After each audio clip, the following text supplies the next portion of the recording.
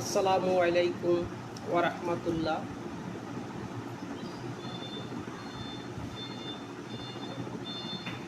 আজ 25শে জুন 2025, 11ই আষাঢ় 1432 বঙ্গাব্দ।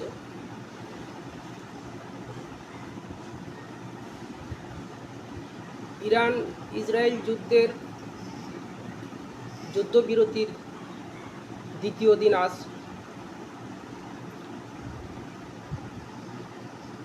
সাম্রাজ্যবাদী জায়নিস্ট ইসরায়েল ও তার দোসর রাষ্ট্র যুক্তরাষ্ট্র ইরানের সাথে গত 13ই জুন ইরান আক্রমণ করে এবং 24শে জুন 2025 স্বেচ্ছায় ইসরায়েল এবং তার দোসর রাষ্ট্র যুক্তরাষ্ট্রের পক্ষ থেকে যুদ্ধবিরতির জন্য প্রস্তাব দেওয়া হয়। মধ্যপ্রাচ্যের আরেক মুসলিম রাষ্ট্র কাতারের মাধ্যমে, এবং সেই প্রস্তাবে ইরান সম্মত হয়।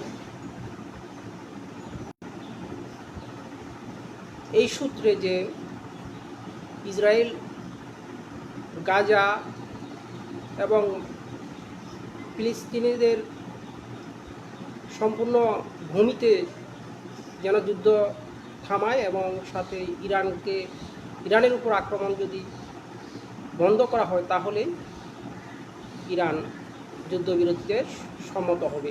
ওই সূত্রে এখন যুদ্ধবিরতি চলছে। আজ যুদ্ধবিরতির দ্বিতীয় দিন। এখন প্রশ্ন হলো, এই 12 দিনের যুদ্ধে কোন পক্ষ জয়লাভ করলো?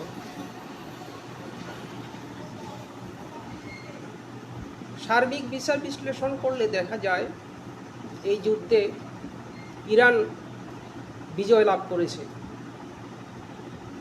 নৈতিকভাবে ইরানেরই বিজয় হয়েছে, কারণ সাম্রাজ্যবাদী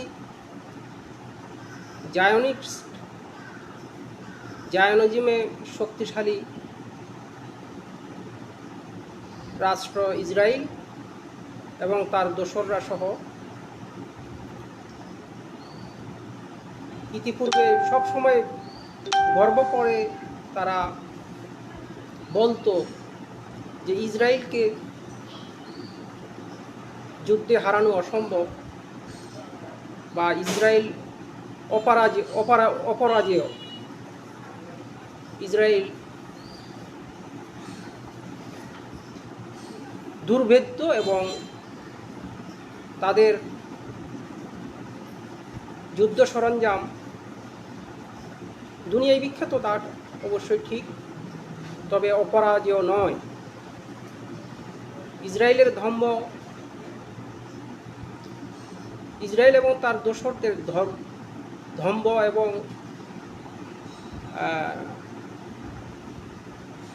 গর্ব এবং অহংকার অনেকটা ফাঁপা বেলুনের মতন চুপসে গেছে এখন। কারণ ইরান যে ডিফেন্সিভ যুদ্ধ কৌশলে এগোচ্ছিল, এই যুদ্ধে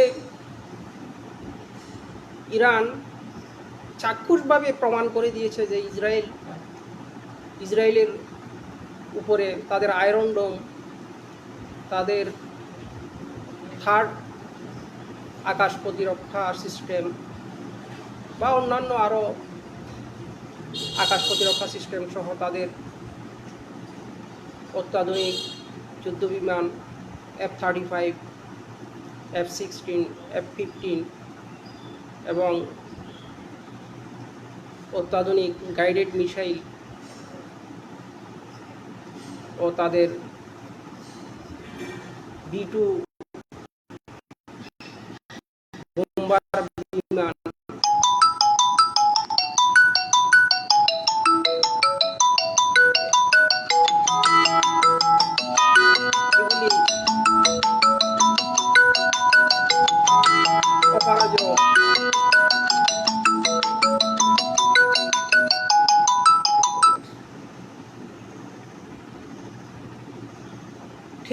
মুহূর্তে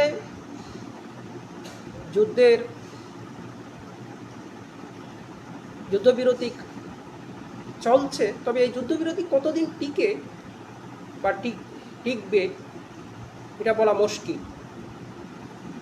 কারণ ইসরায়েল এবং তার দোসররা চাচ্ছিল ইরানকে সমূলে ধ্বংস করে দেওয়ার জন্য। অন্যান্য মুসলিম রাষ্ট্রগুলোকে তারা পূর্বে যেমনিভাবে ধ্বংস করেছিল, ঠিক একই ফর্মুলাতে তারা ইরানকেও এস্টিমেট করছিল। কিন্তু তাদের এস্টিমেট, তারা জানতো অবশ্যই ইরানের শক্তির জায়গা, কারণ ইরানিরা বীরের জাতি এবং তাদের রয়েছে প্রায় 10,000 বছরের পুরনো ইতিহাস, সভ্যতার ইতিহাস। তারা বিশ্ববিজেতা এবং জ্ঞান বিজ্ঞানের আতুরঘর লীলাভূমি এই পারস্য জাতি। এই পারস্য জাতির দুনিয়াতে সভ্যতার অন্যতম মহিরুহ। যদিও তারা এখনো দুনিয়াতে লিডিং পজিশনে নাই, কিন্তু তারা ঘুমন্ত সিংহ। সেই সূত্রে ইরানের যে রেজিম চেঞ্জ, ইরানের বর্তমান যে খেলাফত, জনাব খামেনিকে উৎখাত এবং তার কনসেপ্ট আইডিয়াকে, খেলাফতের অনুসরণকে ধূলিসাৎ করে দেওয়ার মতন যে প্রচেষ্টা, এটা হয়তো অব্যাহত থাকবে, বাট এটা ধ্বংস করে দেওয়া অসম্ভব। কারণ এটার শিকড় অত্যন্ত গভীরে। ইরানের খেলাফতের কনসেপ্টটা, মুসলিম জাহানে এখন খেলাফতের কনসেপ্ট শুধু একটি মাত্র রাষ্ট্র, সেটা ইরানেই বহাল আছে সংক্ষিপ্ত রূপে। ইতিপূর্বে অটোমান সাম্রাজ্য বা অন্যান্য খেলাফতগুলো ছিল, ওরাও খেলাফতের কনসেপ্টে ছিল। তো এই খেলাফত কনসেপ্টটাকে ওরা ভয় পায়, কারণ দুনিয়াতে যে জায়নিজমের যে শক্তি এবং তার দোসররা মুসলিমদের খেলাফত কনসেপ্টকে অত্যন্ত ভয় পায়। কারণ ওরা জানে যদি কখনো দুনিয়ার মাতবরি তাদের কাছ থেকে ছিনিয়ে নেওয়ার ক্ষমতা রাখে একমাত্র মুসলিমরাই। কারণ মুসলিম জাতিতে পারস্য, আরাবিয়ানরা এবং তুর্কিরা এবং আরও অন্যান্য জাত আছে, যেমন পাঠানরা, তারপরে ইউরোপীয় অনেক বংশোদ্ভূত আছে। তারপরে মুসলিমরা গ্লোবাল জাতি, ওটা অন্য কনসেপ্টে আমি অন্য সময় ইনশাল্লাহ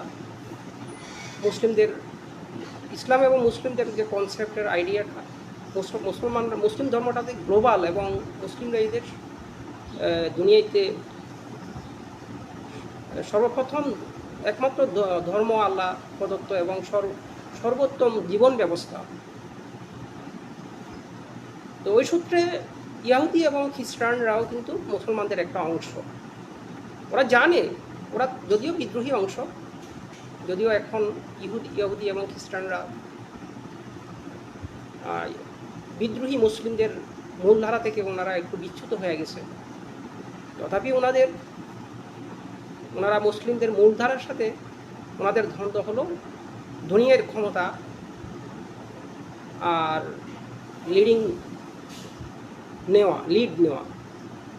লিডিং পজিশন নেওয়া। কিন্তু তারা জানে তারা যদি কখনো দুনিয়ার ক্ষমতা কারো কাছে হারায়, তাহলে তা হবে মুসলিমদের কাছে। মুসলিমদের বর্তমান মূলধারার মুসলিম যারা আমরা আছি, এদের কাছে ওরা ক্ষমতাটা হারাবে। ওই ভয়ে কিন্তু তারা খেলাফত কনসেপ্টকে ভয় পায়।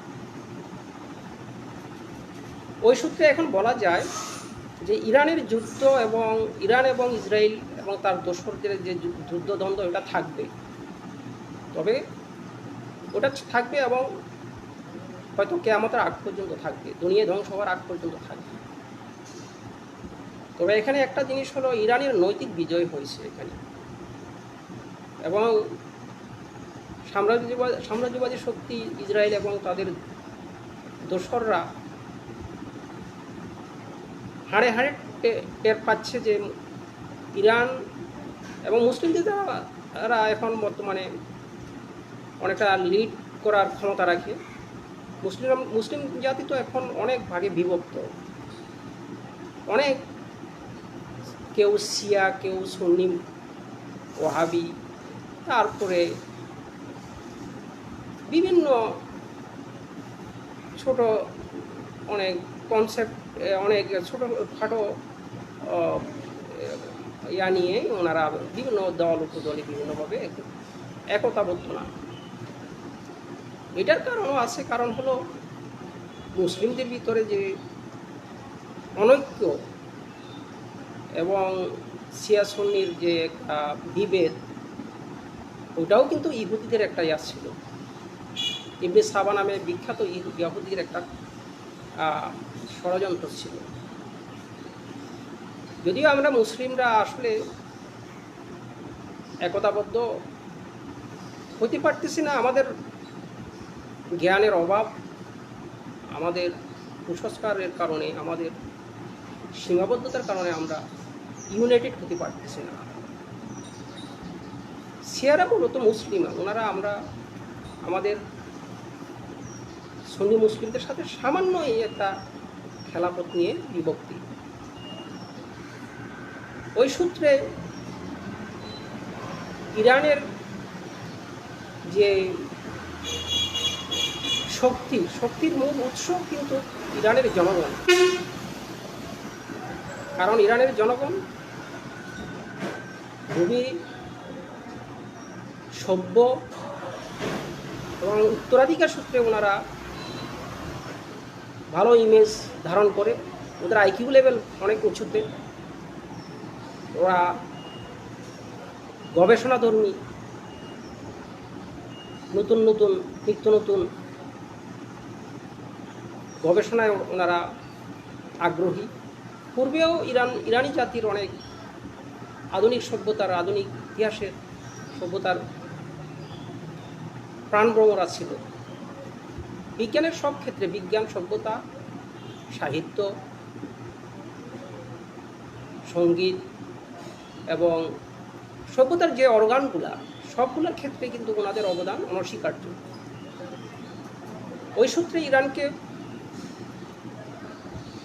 ইরানের জনগণকে পদদলিত করা অসম্ভব।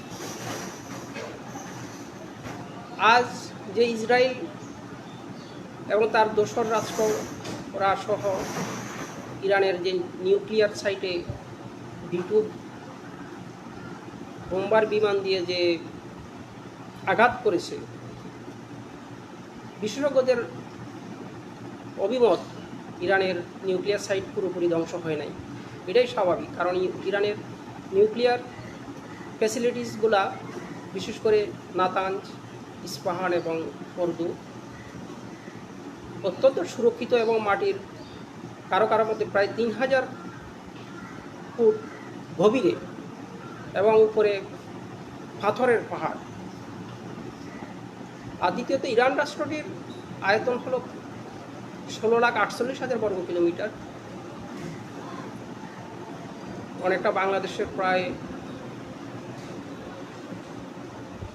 12 গুণের কাছাকাছি, প্রায় 11 গুণ 12 গুণ হবে। এত বড় রাষ্ট্র, তাদের জনসংখ্যাবহুল রাষ্ট্র, প্রায় 8 কোটি উপরে জনসংখ্যা, এবং রাষ্ট্রটা প্রাকৃতিকভাবে কিন্তু ইরানের চতুর্দিকেই প্রায় পাহাড়ে ঘেরা এবং তাদের জিওলজিক্যাল যে অ্যাডভান্টেজটা, এটা অন্যান্য রাষ্ট্রের চেয়ে কিন্তু অনেক অনুকূলে। আর ইরানের রেজিম চেঞ্জের ক্ষেত্রে ওরা কখনোই সফল হবে না। এটা ইসরায়েল এবং তার দোসর রাষ্ট্র ইউএসএ সহ তারা সবাই ভালো করেই জানে, কারণ ইরানে আইআরজিসি এবং তাদের রেগুলার মিলিটারি সহ যে সামরিক শক্তি এবং প্রায় 1 কোটির উপরে জনসংখ্যা তাদের যুদ্ধবিদ্যায় প্রশিক্ষিত, যারা যুদ্ধের সময় যুদ্ধ করার ক্ষমতা রাখে। ওই সূত্রে ইরানে যদি স্থল অভিযান করতে যায় কোনো শক্তি, স্বয়ং আমেরিকাও যদি চায়, হয়তো সৈন্য ঢুকাতে পারবে ইরানের স্থলভূমিতে, কিন্তু বের হতে পারবে না।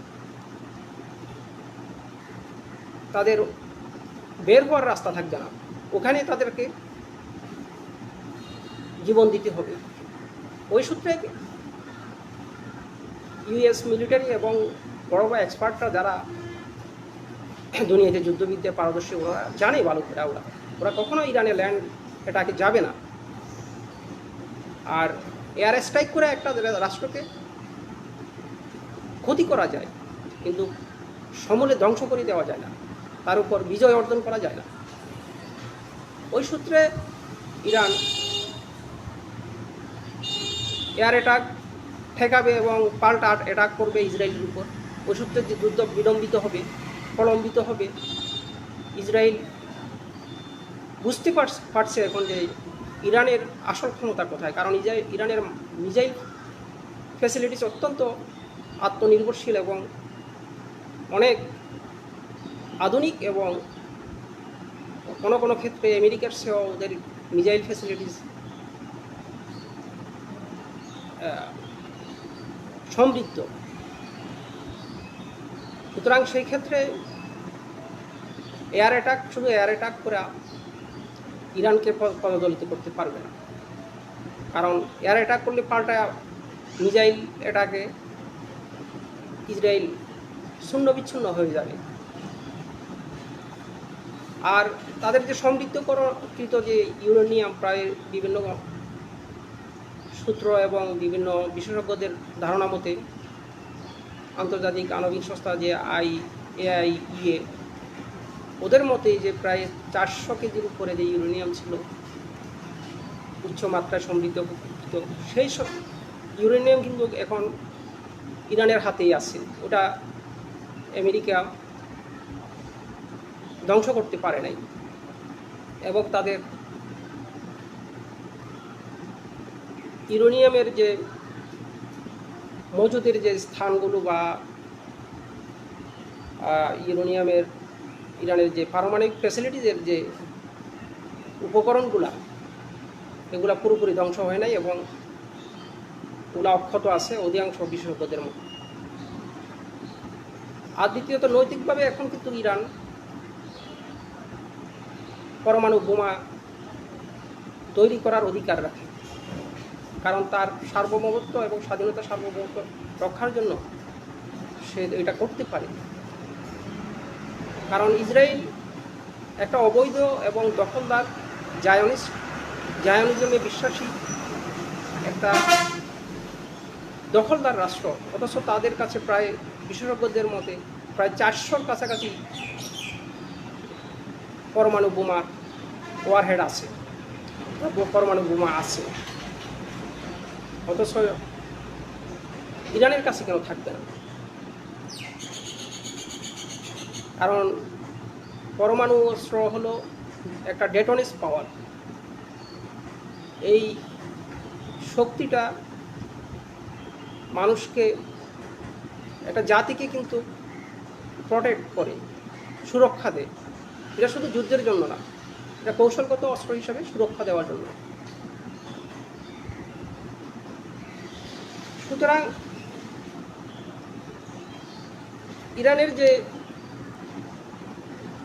ভবিষ্যৎ পরিকল্পনা, ওই সূত্রে ইরান কিন্তু এখন পরমাণু অস্ত্রে অস্ত্র যদি ওরা অর্জন করতে পারে, তাহলে ওদেরকে আর দ্বিতীয়বার ঠেকিয়ে রাখার মতন